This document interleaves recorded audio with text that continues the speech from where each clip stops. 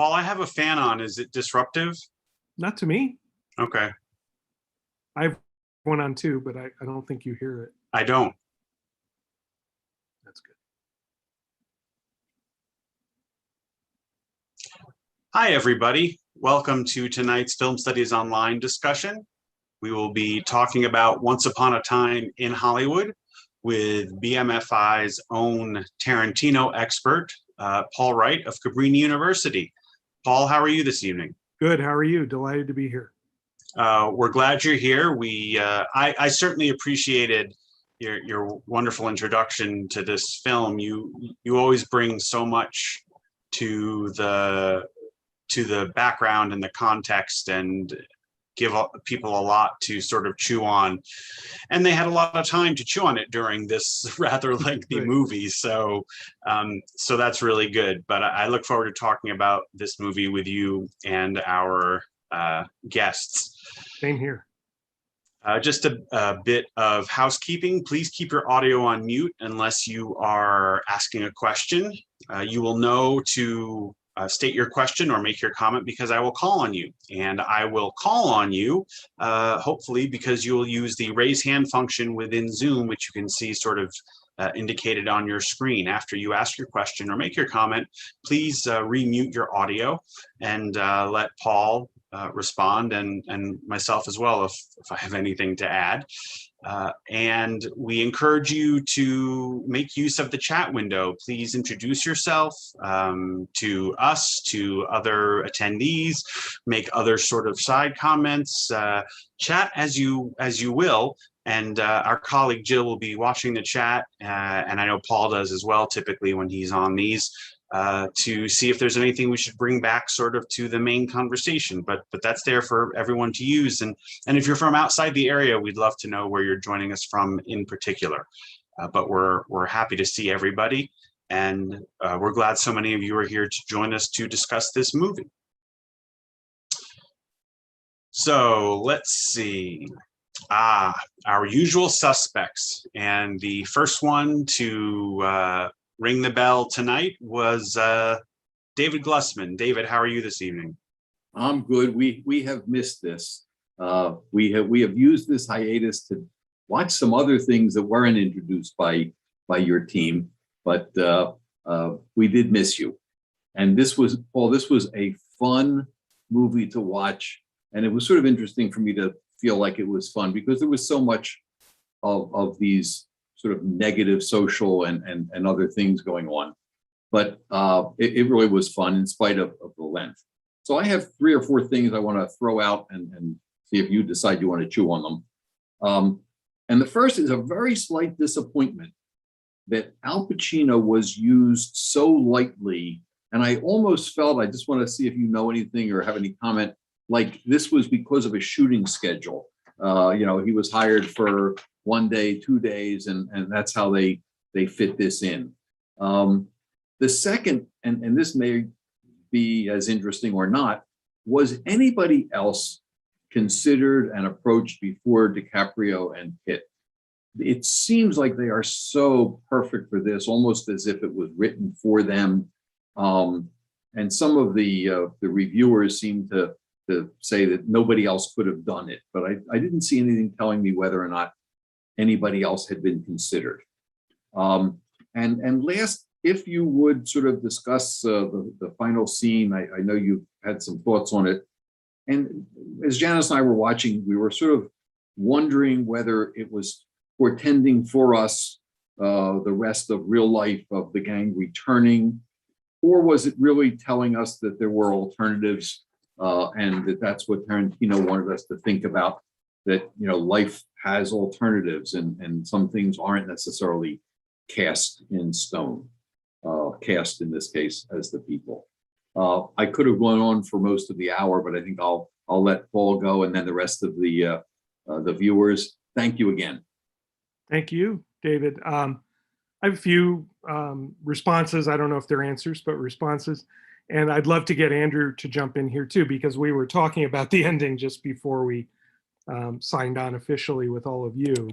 Regarding Pacino, yes, he was used rather lightly.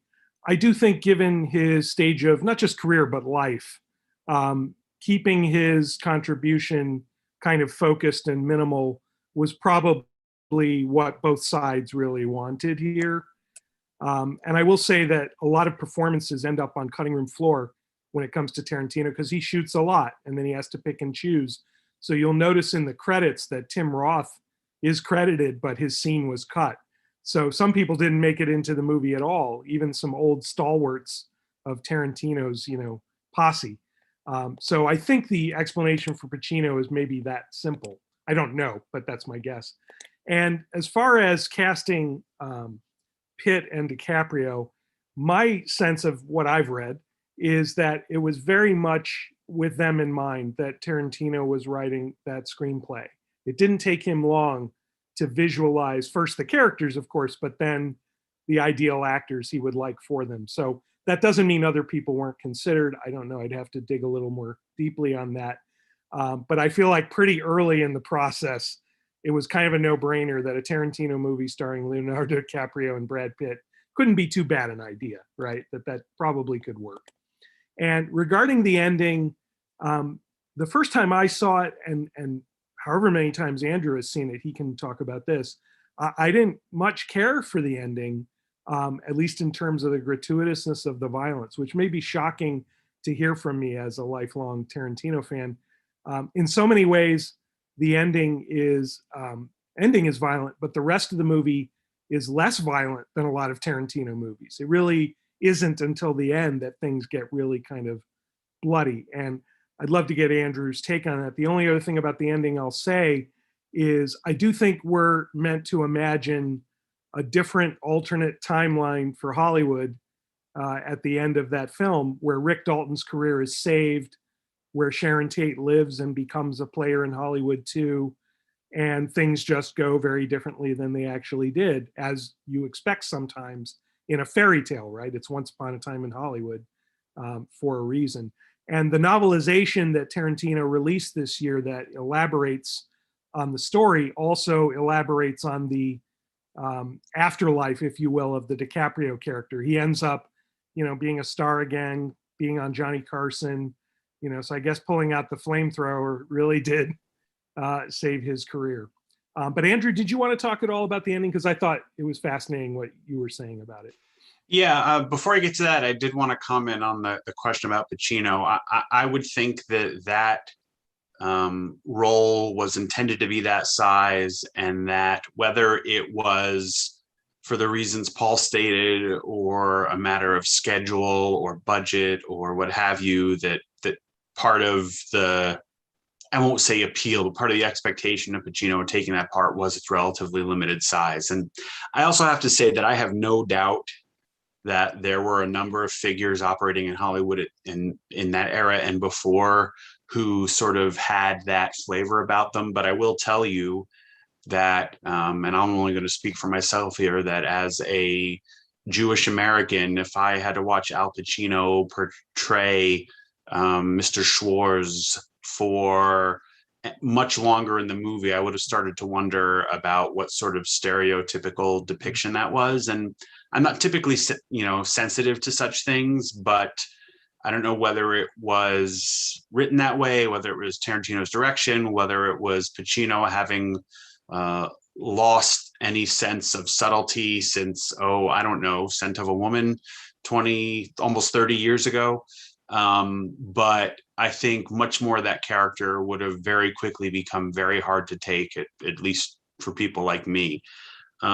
Regarding the ending, I think, Paul makes a point. Sometimes titles to movies are pointless or offer no further information, or are just sort of picked because something has to be picked. I think here we're being told something, as Paul said, that this is a fairy tale. And frankly, if you look at Tarantino's really last several movies, he tends to, well, I shouldn't say last several, I don't know if this exactly applies to Hateful Eight, but if you look at Django and you look at Inglourious Bastards, you have very well-known historical circumstances that are essentially rewritten to with varying degrees of significance based on the actions of the protagonists in those movies. And I think that's what's happening here.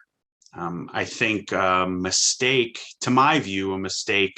that Tarantino makes is that perhaps not Charles Manson himself, but certainly some of the members of the Manson family that find their way into Rick Dalton's house at the end of this movie are not on the same level of violence deserving evil, to my mind, as slave overseers or Nazis, including the Nazi hierarchy and Hitler himself. I think what the Manson family did to the people in real life is atrocious, and they're murderers, and it was terrible, and they should all be punished, and they should have been punished. But I think to say that those women, and even to an extent Tex in the house at the end, are committing the same sort of long-term institutionalized evil that the Nazis and people who use slaves and work slaves so abusively were doing, that's not the same to me. And I had real trouble, particularly when you have a man in his 50s, who we've learned is a skilled enough fighter to take care of Bruce Lee, or at least hold his own Bruce Lee, using that prowess against a 20-something-year-old woman who, absent her knife, is virtually defenseless. I'm not usually so sensitive about such things, but it really sat wrong with me. I want to be able to make some sort of significant sense of it, but I just can't.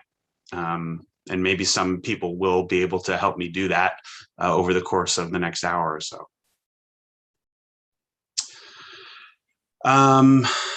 Okay, so let's see. Gene, you're next.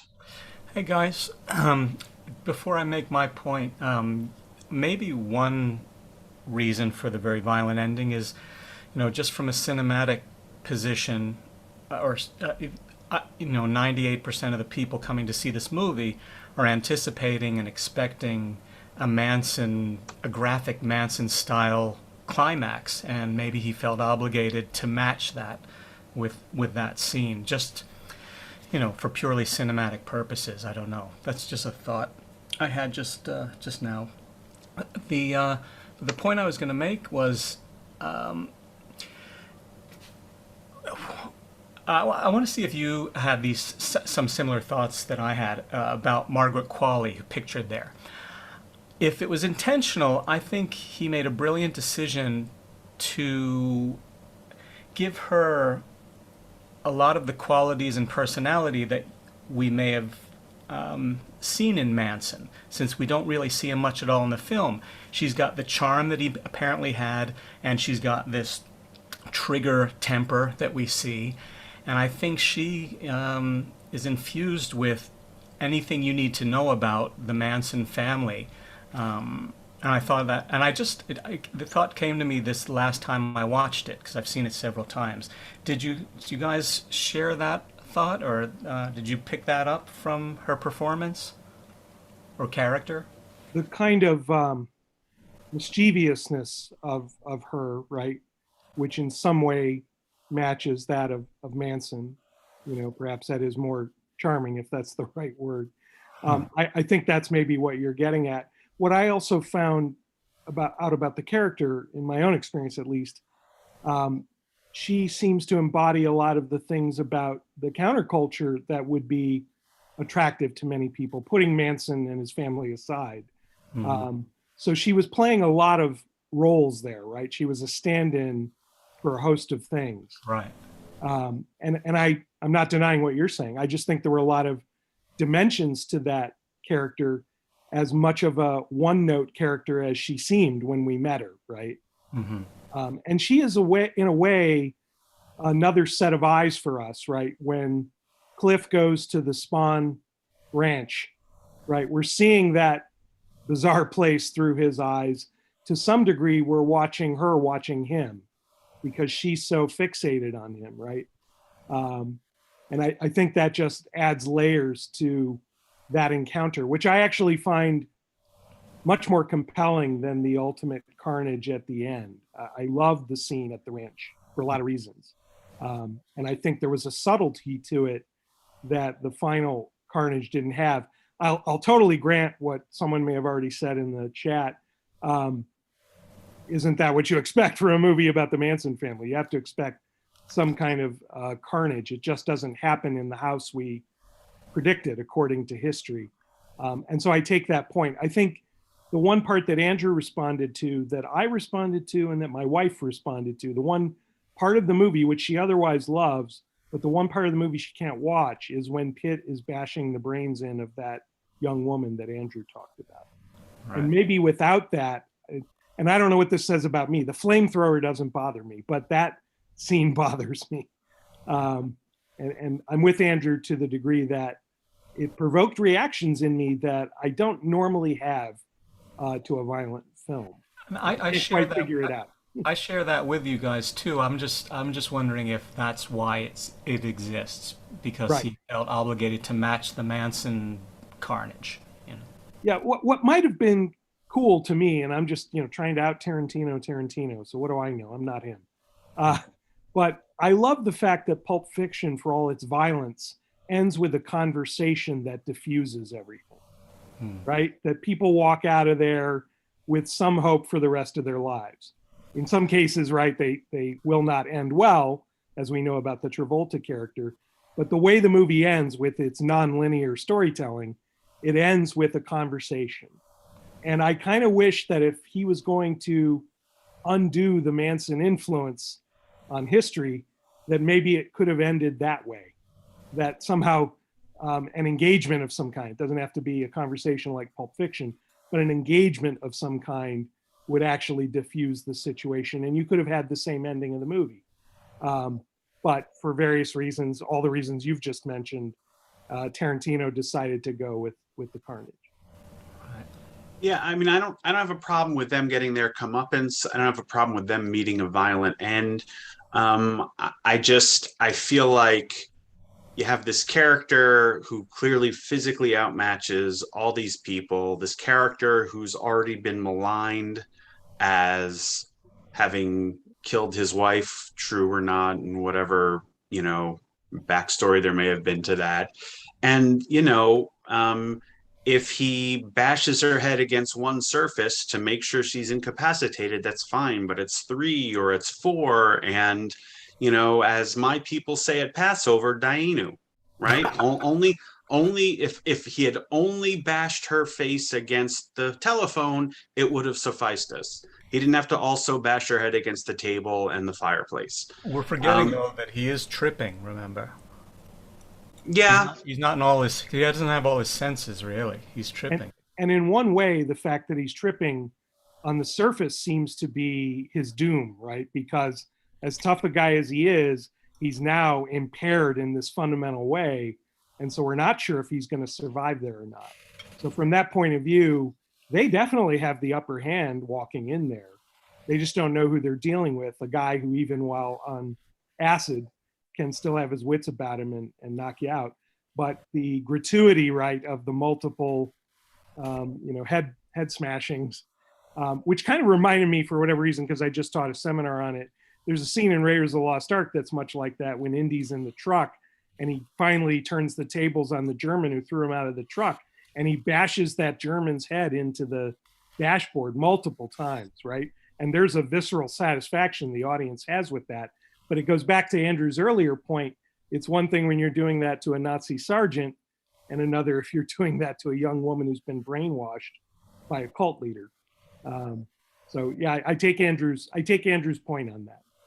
Yeah, and even the flamethrower doesn't bother me as much either, though. If I stop to think about it, I think it would bother me more. It doesn't bother me for 2 reasons. One, just people said in the chat, am I missing the humor?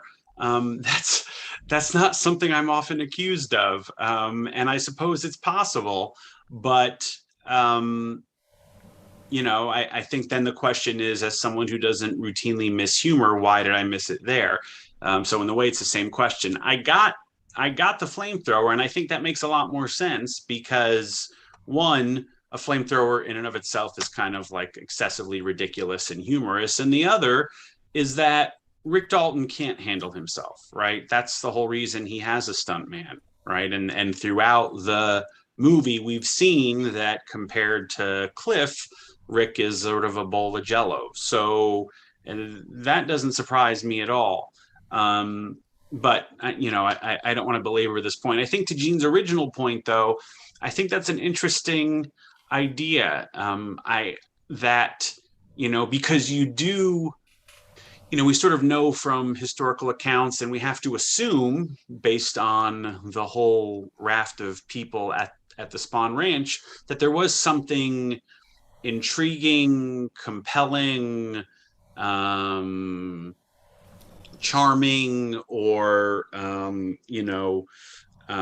attractive about Manson, and we don't get, we get that tiny glimpse of him, and why that's all we get is, I guess, another question. But that we see those elements in the Margaret Qualley character, I think, is interesting, and we see how the various ways she tempts Cliff, right? Obviously sexually, but she also does it in other ways too. He doesn't just find her attractive, he finds something appealing about the way those people seem to go through the world.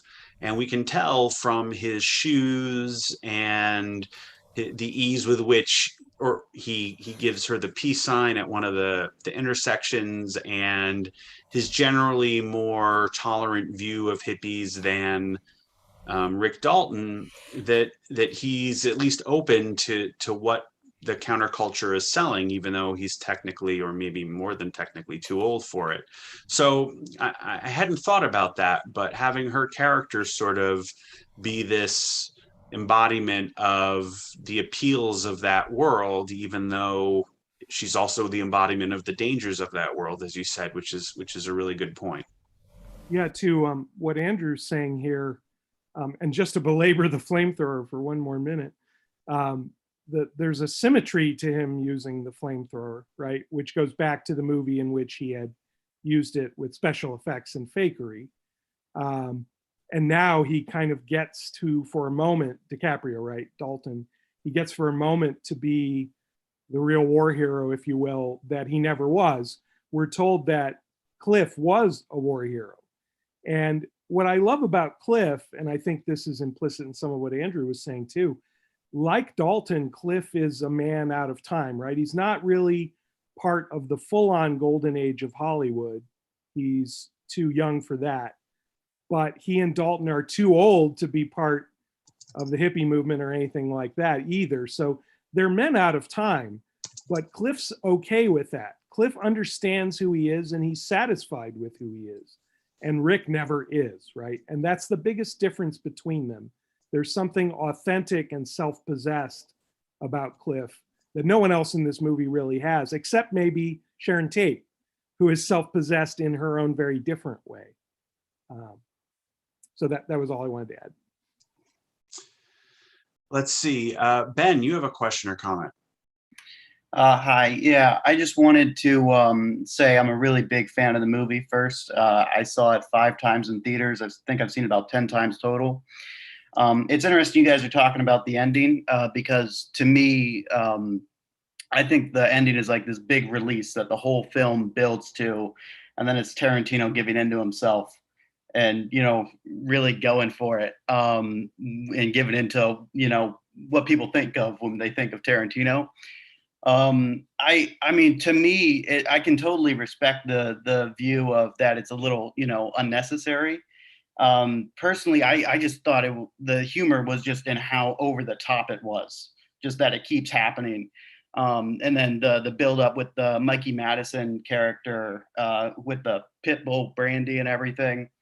I just wanted to say though, the most impressive thing to me about the movie and is like the plot is the guiding force is almost invisible to people who don't know who Sharon Tate was, because they don't understand what her point in the movie is at all if they don't know her in real life and they don't know her story.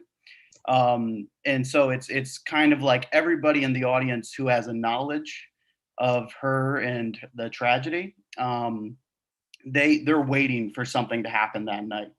And everybody else who isn't really into Hollywood and movie history and stuff, and they don't know that, they're wondering why we're following around these characters for almost 3 hours. And that's an experience I've had with watching the movie with other people. And then they talk to me after the movie and they're like, I liked it, but I don't understand what Margot Robbie was in the movie for. And then I have to explain. And it's that's just the most interesting thing to me compared to Inglourious Bastards, where Tarantino did a similar revisionism, but it took everybody by surprise. Whereas in this film, when he does it, everybody's anticipating it if they know what's going to happen.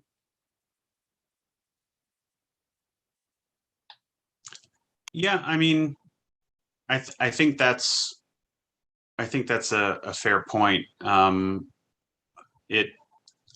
don't know. I didn't mean to set this up like people had and you weren't necessarily doing this. I'm also talking about the chat. I don't like people were trying to sort of convince me that it's worthwhile. I mean, I'm just one person. It's an odd reaction for me. So that's why I was having it. Paul, did you have any thoughts on Ben's comments? Yeah, I really liked what you just said, and I hadn't really thought about it enough, about what you might need or not need to know coming into this film. And I think that's a fair question of a lot of Tarantino movies, right? Because there are so many quotations and homages and footnotes, if you will, in every Tarantino movie. And that's one of the reasons I absolutely love his movies for the most part. And I love this one in many ways too. But I do wonder, for the audience that doesn't come in with that, I won't even say knowledge, if they don't come in with that baggage, if they have no preconceptions about the 60s or about the hippies or about Manson. I mean, many of my students have no idea who Charles Manson is, let alone who Sharon Tate was. So I think there are ways in which the film prompts a very different reaction or experience if you don't have the kind of minimal level of insider knowledge, if you will, of the era. Maybe just having lived through the era or knowing what one might know about film, television, et cetera, that was really a hook for me, particularly the appreciation, not just for movies, which Tarantino has always had, but the appreciation for television was something I liked about this film. Even the use of different aspect ratios to kind of remind you of the different forms of filmmaking that were coexisting all in this kind of one bizarre, glorious moment. But this is all to your point, I think, right? That we bring a lot to this movie if you're of a certain age or have a certain affinity or obsession with Hollywood filmmaking. If you don't have that, I wonder if the experience is far more cold than what it seems to be for most of us. I think we're preaching to the choir a bit tonight in the sense that most people would have come to this film probably with some awareness, right, of the context that's fueling the plot. Yeah, if I may add, I'm Sure. 21, so I was 19 when the movie came out, and when I saw it the first 5 times in theaters. Well, So you I'm knew like, this stuff. yeah, I'm an outlier though, because I'm a big fanatic for movies and Tarantino specifically. And like you said about the television, one of the more interesting things I think about the whole film, because this film kind of set off an obsession for me about the whole American New Wave film movement.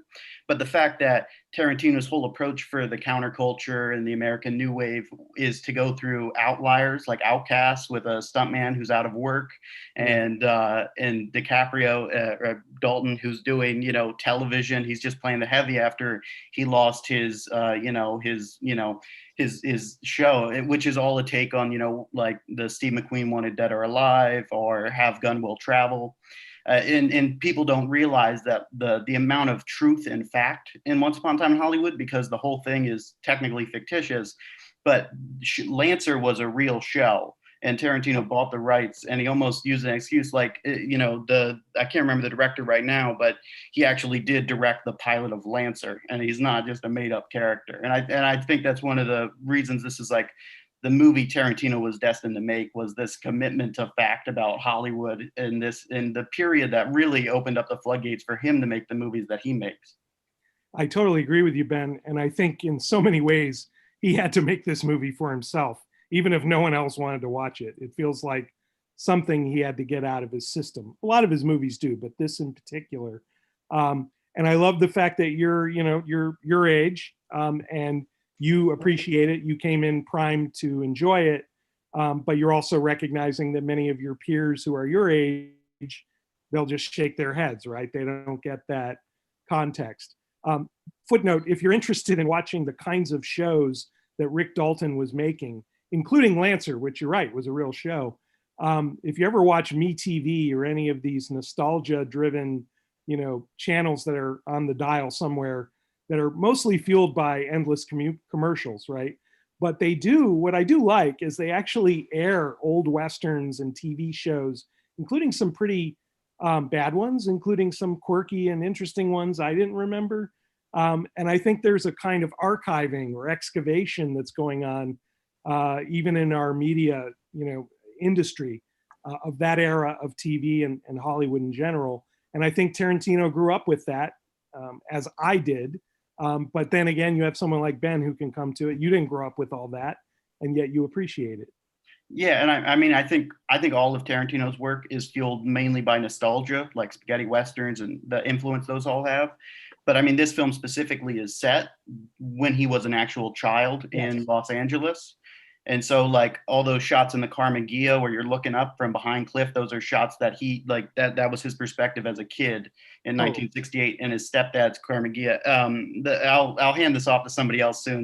But I just want to add a little bit of trivia, which is during the Spawn movie ranch scene, when Tex Watson's about to give the tour, the two people he's going to give a tour to, Connie and Kurt, those are supposed to be Tarantino's mom and his stepfather.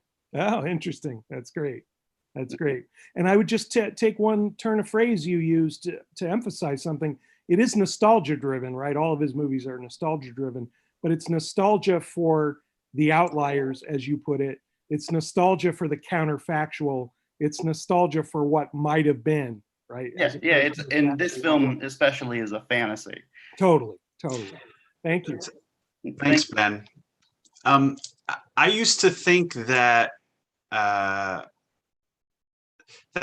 when you're making what is purported to be a popular art form like movies, particularly when you're a relatively mainstream filmmaker like Tarantino, who gets studio support and movies are released on hundreds, if not thousands of screens and all that stuff, that you have some obligation for your movie to make sense and at least have the potential to be pleasurable to people who know nothing about the the historical era, the context, and any of that stuff. And I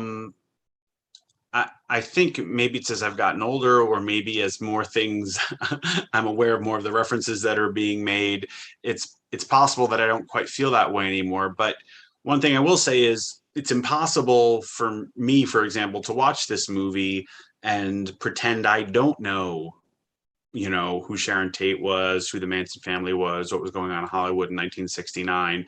And so it's impossible for me to understand, and I'm very curious about how it would have come across to someone who has no knowledge of any of those things. Now, those people may self-select themselves out of seeing it, but when it's Quentin Tarantino, they're probably not going to. So I just find it to be a very interesting dynamic.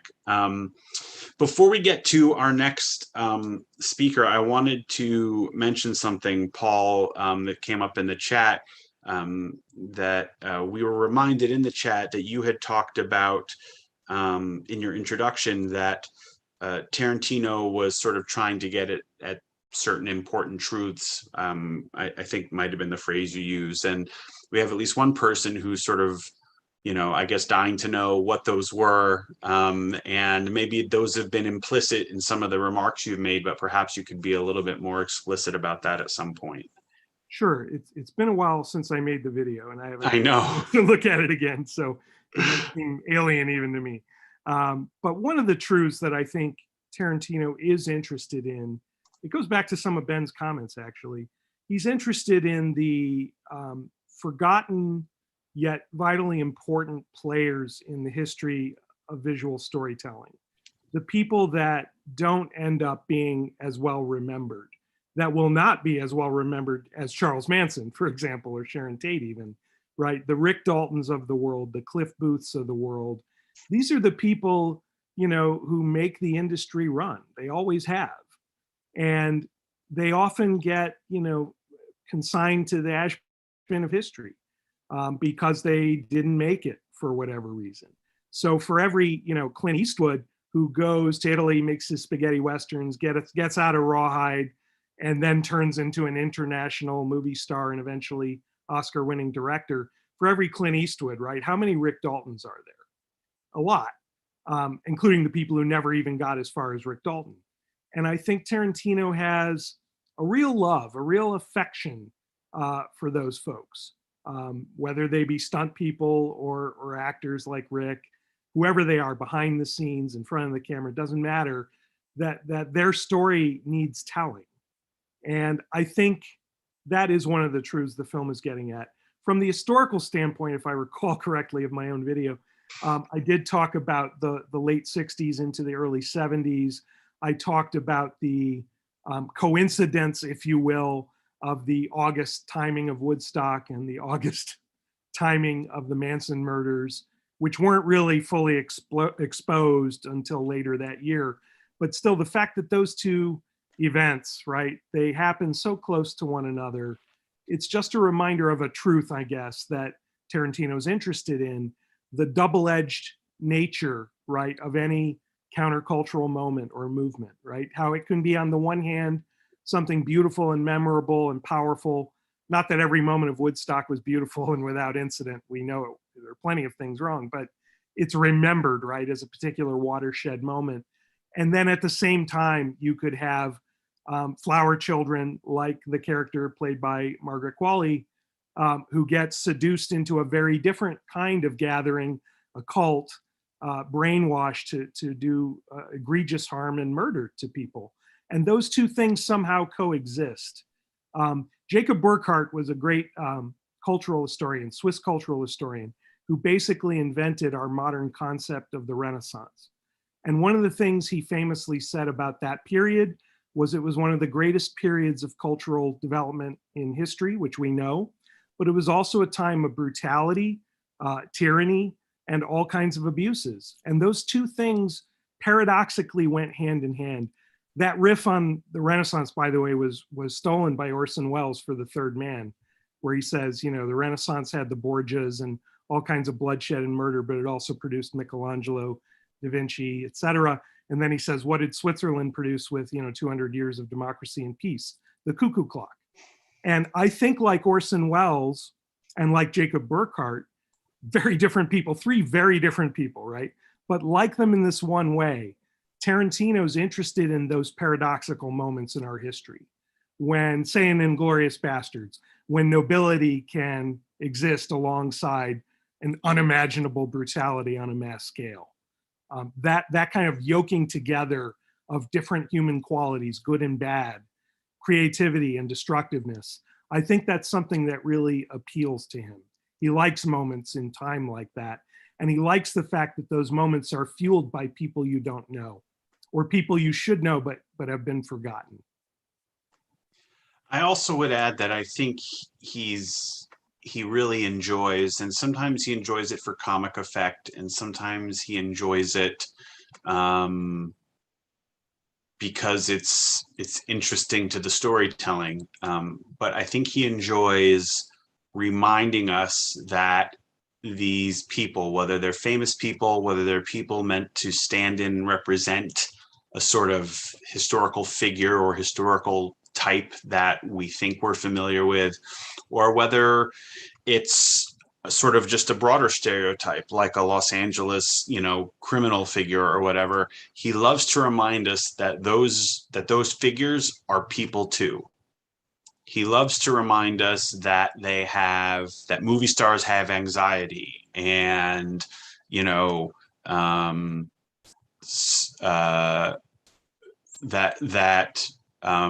criminals in the LA underworld,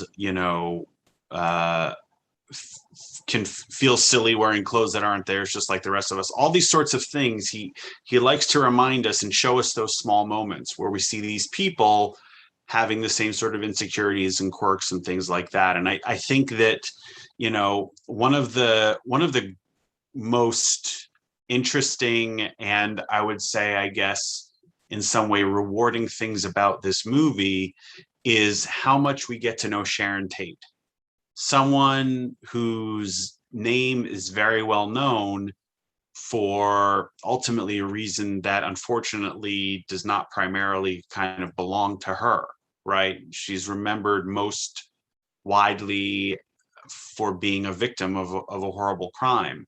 And this movie shows us, I don't know if it's true or not, but shows us a version of what she was like as a person. And it shows her as a person who is full of joy and full of interests and full of expression and full of optimism, and who is on a journey, on the sort of the earlier portion of the journey that now Rick Dalton is kind of at the end of. And I think one of the great things, I mean, you even see it within the movie at the theater when the box office attendant says, "This is the woman from Valley of the Dolls," and the man says, "Patty Duke, you know, the one Peyton played." Like, they're all sort of types, right? And she gets it. She knows how people think. She's like, no, the one who ends up making dirty movies, but she is so thrilled to, you know, we see her taking such joy in her work being appreciated. This is probably, you know, is a more in-depth portrait of Sharon Tate than, you know, certainly most of us, and perhaps any of us has ever gotten. And I think that, you know, in a way that's a service, that at least the people who see this movie, she is now more than the person who fell victim to the horrors of the Manson family. Andrew, can I build Please. on that? Yeah. Because I agree with you. I found that to be my takeaway about Sharon Tate in this movie. And I think so much of it has to do with Margot Robbie's performance, right? Not just Quentin Tarantino writing the character. I do want to acknowledge the elephant in the room, as it were, which is, I think it was at the Cannes Film Festival, Tarantino got some really tough questions about why Sharon Tate doesn't have more agency, talk more, have more of a role to match the quality of Margot Robbie as an actor. And Tarantino predictably got a little prickly at that question. And Margot Robbie was uncomfortably seated next to him when the question was delivered. And without taking sort of a side in that particular encounter between a director and a reporter, what I will say is I think Andrew's right, that she feels like a person of joy, feels like a person who has, as he said, interests in a life and a vitality that couldn't be snuffed away even by Manson, right? That somehow that survives and is honored in this movie. And I also want to say to that reporter who questioned Tarantino, when did we forget that a great performance is not just the words coming out of your mouth, right? It's your body language. It's your presence, it's your charisma, or even lack of charisma, if that's what the part calls for. And that's where the character, I think, sings, right? It's a character who isn't speaking a mile a minute like other Tarantino characters. And I think to turn her into Uma Thurman or any other character who's very loquacious in Tarantino's movies would have been false. It wouldn't have felt right somehow. So I personally, I'm with Andrew on this. I think the portrayal is quite an honor to her as a living person who shouldn't be remembered solely for being a victim. Dana, your question or comments? Hi, guys. Nothing really profound here. I just have a little bit of a different way of enjoying this movie. I love this movie. I love all of his movies. I think it starts for me with the set, the mise en scène, the way he just is so meticulous about the details of painting the time period. I was 19 years old in 1969, so I remember a lot of this stuff really well. And he captures what I imagine it must have looked like in Hollywood in 1969 in spades. I read one reviewer who said he used a lot of yellow. There was a whole lot of yellow color used. And when I thought about it, there's tons of yellow used, but just the cars, the people, the clothes, everything was really detailed. So from that, and over the moons, overly so. So from that, I think that I can kind of enter into these movies a little differently. And I think I enjoy the ride more than I enjoy it intellectually. I never, ever forget when I'm watching one of these movies, this one in particular, that I'm watching a movie. And I think that's part of what I enjoy about the thing that he's trying to do. I feel like there's maybe the fourth wall is taken away and I'm brought into it, and I'm allowed to watch Brad Pitt as Brad Pitt being Brad Pitt playing a character, and watch DiCaprio being a character. And what I mean by that is I never forget for a minute who I'm watching. These are superstars of today, and they are themselves stereotypical in our minds. We have visions of who they are because of what we know about them outside of the movies, and they build that into these characters. I never forget who they are. And it's part of the funness of it. It's part of the ride to watch DiCaprio just kind of be a stumbling idiot and have that marvelous moment with the little girl where his greatest moment is when she compliments his acting. He really needed that. And the notion that DiCaprio is playing a role where he's playing a character that needs to get that kind of something from a little girl in a movie that's an homage to Hollywood just makes me want to just hug it. It's one of those movies that I like to hug. As far as the violence, I can't really explain this about myself. For some reason, even from Pulp Fiction on, when I went to see Pulp Fiction, I went with my husband and another couple. They all hated it. And they said afterwards, "This is so violent. I don't know how you could stand it." And I said, you know what? But the violence is so not real. Real violence is horrible. Real violence is out there. Everything Tarantino does is so stylized that you know that it's fake and it's fun. And I mean, he could do any number of flamethrowers, and I just don't take it seriously. And the message, I guess when I leave the movie, I say to myself, he spared us the horror of what the real violence was in this moment. He absolutely changed history with these remarkably enjoyable people. I loved every one of them, by making the real violence not happening.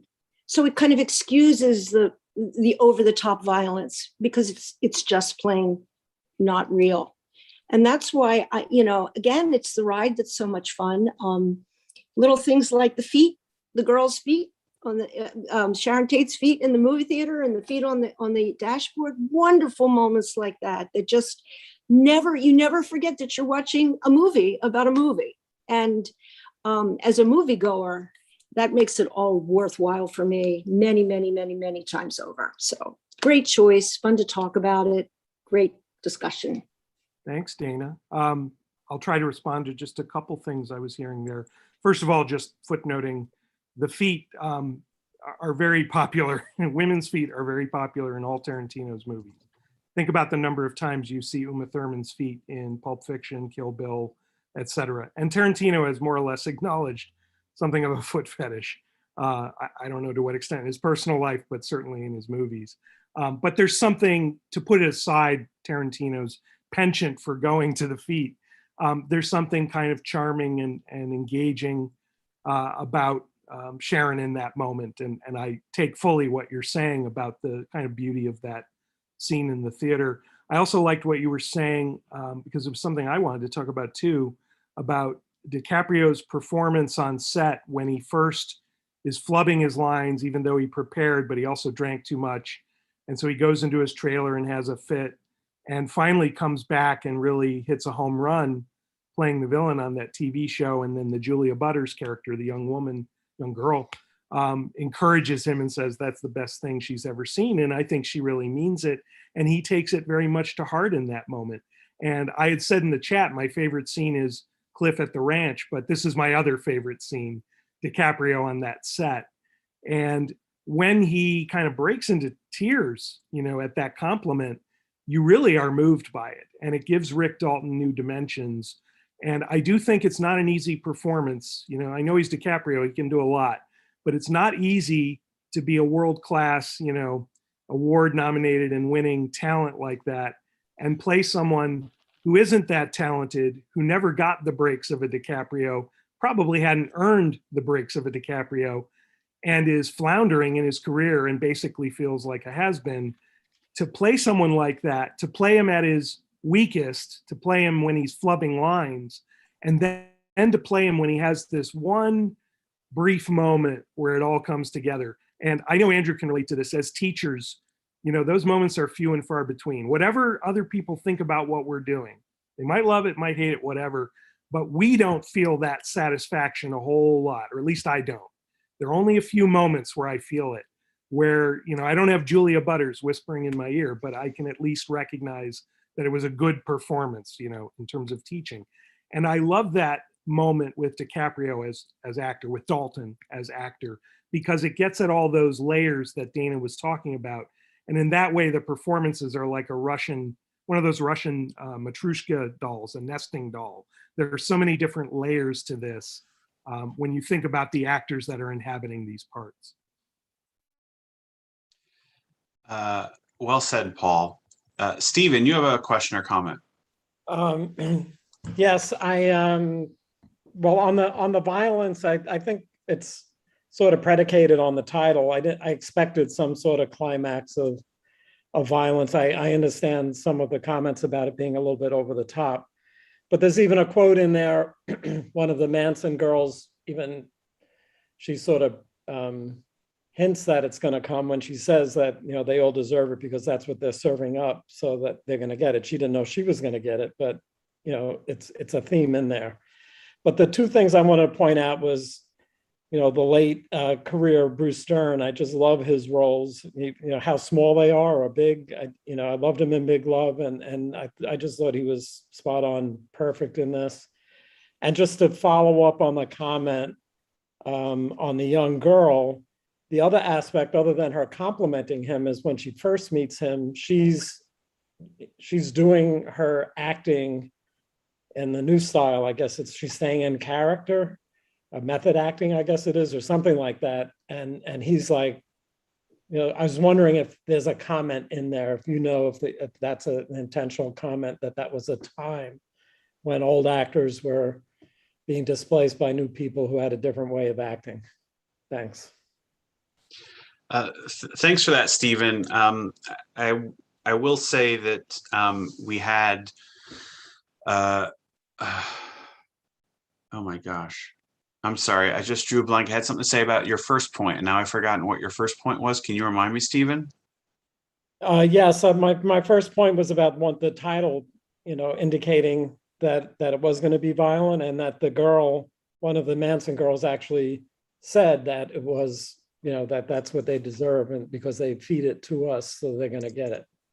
Right, and it's interesting because, of course, the title doesn't only suggest to us a fairy tale. It's also reminiscent of Sergio Leone, Once Upon a Time in the West, right? And for that matter, a later film of his, Once Upon a Time in America. So you talk about sort of things telling us that there's a violent showdown coming. I guess in a sense, those are two of those things as well.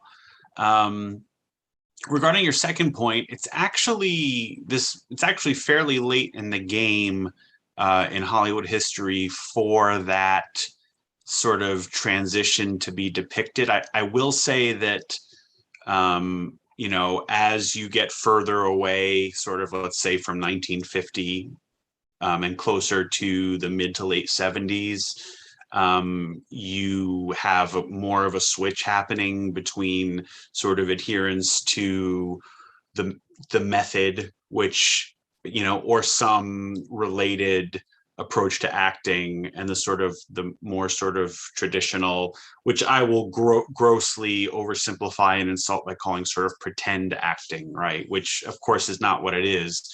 No one could say Laurence Olivier was always just pretending, but the idea that you had to somehow have you had to root every performance in a personal experience is something that takes hold with Brando and Dean and Montgomery Clift in Hollywood in the 1950s, and really sort of is kind of like a wave where those people are in the minority in the early, as the 50s go on, they start to become a bit more common, and then by the time you're almost at 1970, it's probably the majority of actors, certainly the majority of actors coming up. And now I don't find it at all hard to believe that Dalton would not be such an adherent, that there are plenty of people who, who at that point were just sort of, either that wasn't their choice or more likely they were too old to be that adherent. And if we're thinking about Dalton as a sort of Clint Eastwood or Burt Reynolds type figure, then those guys were too old to really be method actors by and large. Their generation wasn't, although there were some people close to it, like Paul Newman, who were. So I don't know that Tarantino was necessarily trying to make a comment on sort of those different approaches per se, but I do think that in terms of a changing of the guard, a transition in Hollywood, I do think you're spot on there, because as other people have mentioned, and as we've seen in this movie, one of the great joys of this movie, for those of us who are either, people who were alive at that period and remember it, or people who are fans of media or are film and television historians, whatever, is seeing all that sort of industry stuff and the tremendous change and the tremendous sort of throwing together of different people that were happening during that era, and again, it being an era when people were being sort of given in some ways a bit more free. I mean, the idea that Sam Wanamaker was going to be hired to direct series like that isn't very. It's true, but if you look at sort of his career to that point, he's a bit of an odd choice for that, and that he would be permitted to sort of bring all that flair to it, for lack of a better term. I mean, that's kind of what's happening in this period when you start to really have a change in the industry, and the industry in a way is at a loss at what to do on a corporate level. So they kind of say, here, let's hire these different and younger people and let them do stuff, and maybe some of that'll stick and make us some money and save our jobs. And I think that sort of generational difference between Dalton and the Butters girl, and it's a generational difference, it's an industrial difference, it's an artistic difference, and it's a difference of philosophy, right? I mean, in a way, he gets mad at himself later on that shooting day because he hasn't been taking his career seriously. And I can't help but think that part of the reason he comes down so hard on himself is because he met that little girl who was taking her work extremely seriously. And that part of what motivates him to nail it is her. And, that's fascinating. People can find inspiration and, get a shot in the arm of integrity from all different sources. And that's one of the nice moments in the movie. Andrew, just to build on what you're saying, I love everything you just said. And what I would add first is just a kind of off the cuff response. I don't know how method per se Brad Pitt is. I'd have to think about that as an actor. But Cliff Booth, that character, is the least pretentious and method person imaginable, right? He is the antithesis of any kind of self-conscious preening that is definitive for most other kinds of performers in and out of this movie. And so I don't know why that occurred to me, but it came up as you were talking about method. The only thing I would add to what Andrew said, and I think this is quite obvious to many of you, even some of you who are younger, if you're students of the history of the medium and the industry, but for a lot of my younger students, certainly the ones I teach on an everyday basis, they don't really appreciate how much of a demotion going to television was in that era. The reason they don't know that is because now prestige television, at least, there's so much of it that your trajectory as an actor can easily go in the opposite direction of what it used to, right? You might leave those big, dumb blockbusters with their huge budgets behind to go do something personal and powerful and critically acclaimed on TV. How many people do that now? That's like the trajectory. But it was the opposite in the era depicted in and before this film, right? If you ended up on TV as a actor, as a producer, as a director, as a screenwriter, it's quite likely that's where you would remain.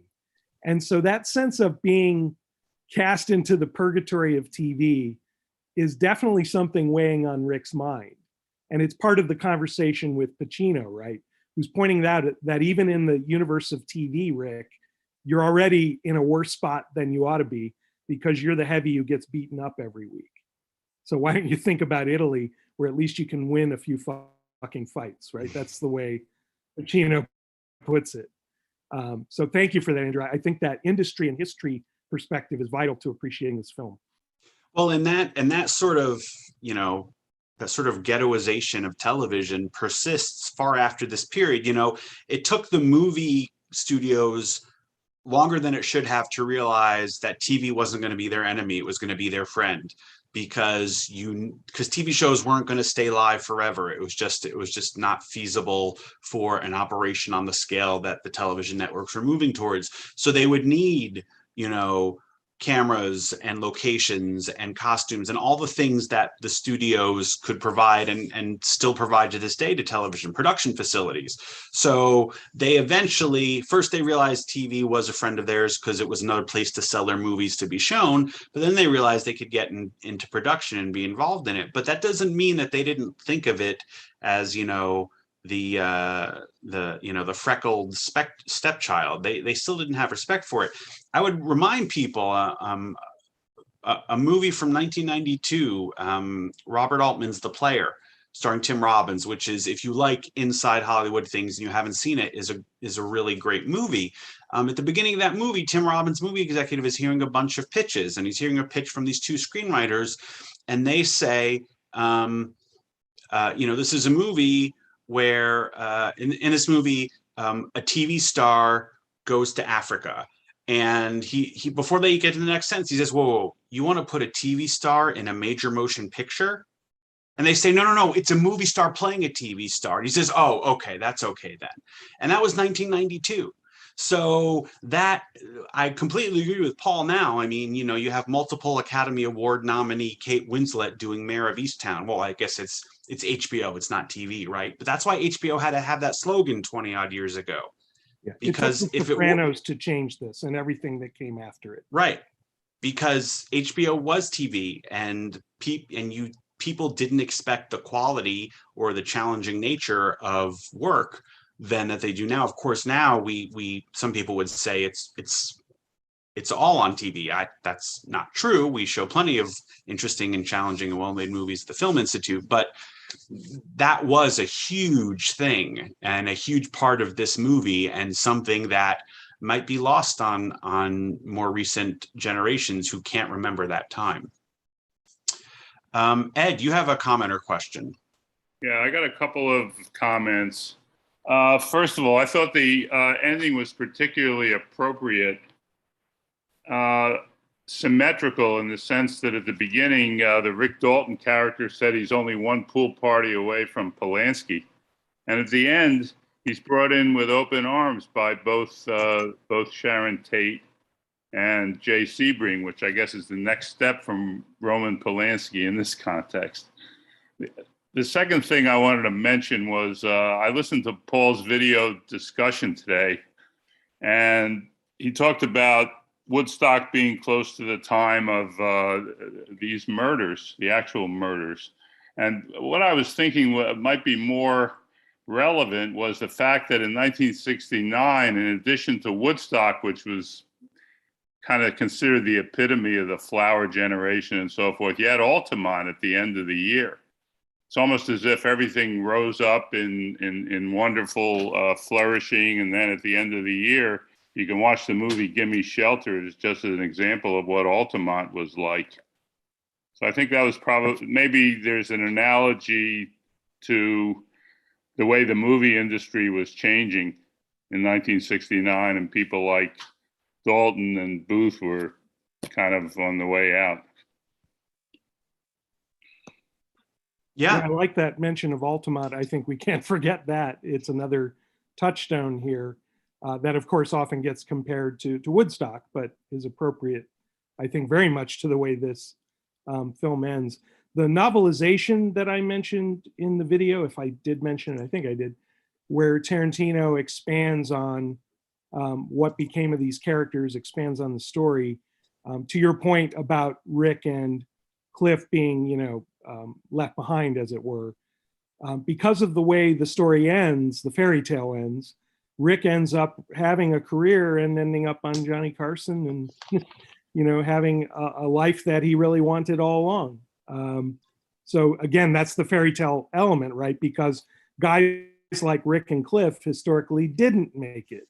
They were left behind because, for all the reasons Andrew pointed out, the industry was changing in these profound ways, not overnight, in the way the movie sometimes implies, but over time, it certainly was transforming, as was, of course, the culture at large. Paul, what happens to Cliff after he goes off in that ambulance? I have to go back and look at the book. I read it earlier in the summer. It does flesh out a lot of his relationship with the wife, and I think really suggests he might have killed her. I have to go and look and see what becomes of him. I remember more about what became of Dalton for whatever reason. I'll check it out. Thanks. Oh, yeah, I won't spoil the book. Okay. Thank you. Okay. Geraldine, you have a question or comment? Come on. Geraldine? Okay. Sorry, I'm sorry. Go ahead. I had to unmute. Yeah, I wanted to comment in the beginning, give you a different take on the violence at the end, Andrew. But since then, people have discussed it similar to what I had to say, especially Dana, because I wanted to give you the point of view of watching this as a woman, and a woman who was 23 in 1969. And I also spent a month in LA the next year. So it was really a nostalgia trip for me, watching it in the movies when I saw it in the theater when it first came out. And I watched it really from the point of view of what was going to happen, that I knew was going to happen. And I was thinking mostly of Sharon Tate and her unborn baby boy who was due in a few weeks, which no one has mentioned. And I knew what was going to happen. And I watched it in a state of dread, building dread throughout this film. And at the end, when the violence did occur, I was horrified. It was really disgusting. However, it was also cathartic. And that's because I know so much about the whole murder scene, murders that happened then, and who died, and I knew what was going to happen. And when it didn't happen, it was really satisfying. Yeah. So I didn't take the violence. And the other thing, I agree with the others who said that the violence is so stylized and ridiculously over the top that I couldn't take it that seriously. See, now that's a really interesting point, because, if watching, to go back to my earlier examples, watching Inglourious Bastards, even though we don't see any concentration camps in that movie, I know what Hitler and the Nazis did and were doing. We do see the brutality of slavery in Django, and so I know that the ledger's nowhere near balanced, no matter how much blood gets in the foyer of that mansion. But this movie doesn't contain or even really suggest what Cliff and Rick are sparing the people next door from enduring, from being done to them. And for whatever reason, I was looking for that justification within the movie, but the movie's clearly counting on us having a context. And I'm I'm aware of it sort of on a rational level, but that connection doesn't exist there. But that's very interesting. If you think about that not being counterbalanced by what we've seen of those Manson characters in the movie, but counterbalanced by what actually happened up the next driveway, then that sort of changes where things fall on the ledger a bit. And that's an interesting way to think about it. And I have to admit, I hadn't thought about that. So I appreciate that comment. That's definitely, I agree, a really interesting take on it. And it makes me think if Tarantino wanted even partially to show what actually happened in the Tate house that night, it would be much worse even than what we got in the film. And from a sort of production standpoint and genre standpoint, another way of thinking of the ending is that's where the movie becomes an exploitation movie again of the type Tarantino has historically loved, going all the way back to the beginning of his career. Whereas the rest of the film is kind of Tarantino in a more mature, kind of thoughtful mode comparatively to a lot of his earlier films. And there are many genres being drawn on throughout that film, but it's at the end when your alternative, I guess, is to show the absolute horrors of the actual Manson murders or something much more over the top and cartoonish exploitation style, right? And I think he went to the well of something he knew very well, which was that mode. And maybe that's another reason for it as well. Thank you, Geraldine. Linda, you had your hand up, but you put it down. I don't know if you still have a comment to make. Otherwise, if not, I think people have stated their case, and we had, as one would expect, a really interesting discussion of this movie, and I appreciate everybody's feedback and pushback and different perspectives, and certainly thank you very much, Paul, for joining us as well. Thank you. We do have a number of other education opportunities coming up, as you can see on your screen there. Many of them you can join us for either at the theater or in our remote classroom, which means in a virtual setup similar, although not exactly the same to this one. You can see seminars coming up, including the one that Paul will be teaching on Sunset Boulevard on October 12th.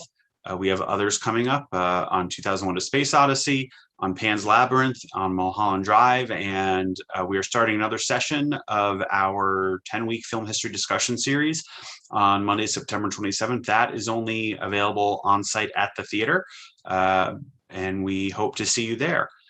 I also should mention that if it's comes as news to any of you, the theaters are open and running and showing movies, a full slate of movies 7 days a week. We've got some great new ones coming up, including the new Clint Eastwood, Cry Macho, and The Eyes of Tammy Faye. And we've also started yesterday and today our new Vaccinema program, where people must show proof of vaccine to come to the theater at all on Sundays and Mondays.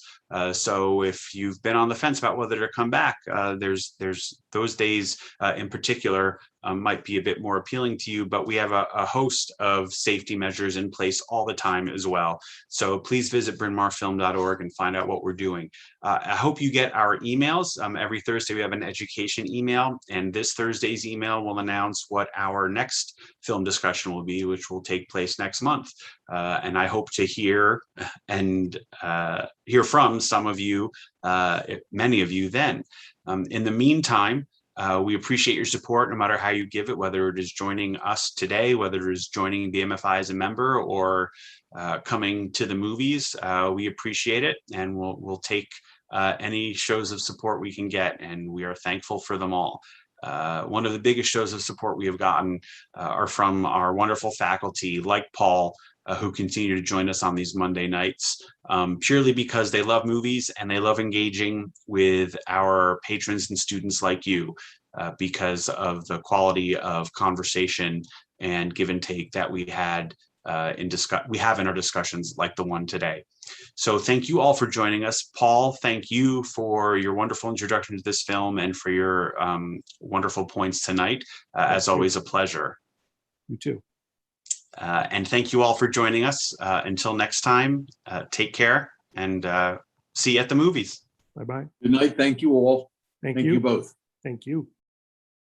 Thank you.